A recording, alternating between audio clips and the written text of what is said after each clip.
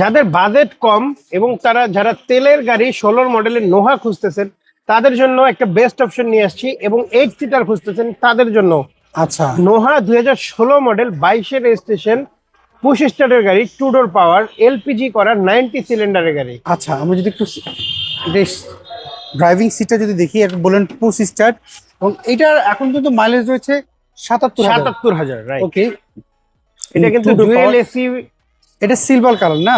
Silver আচ্ছা colour. Rasel ভাই, এখন যদি Privacy কারোর যদি curtain পছন্দ রয়েছে। হয় এই গাড়িটা, যদি ওনারা একটু চেক আপ করে নিতে চায় যে সামনে পিছনে কোনো অ্যাক্সিডেন্ট রয়েছে কিনা। আপনারা আপনাদের পছন্দ মতো যে কোনো অ্যানালাইজিং সেন্টার থেকে চেক করে নিতে পারবেন, নো প্রবলেম। ওকে, আমরা যদি দেখি এটার অপশনগুলা, এটা হচ্ছে লাইটগুলো দেখতে পাচ্ছি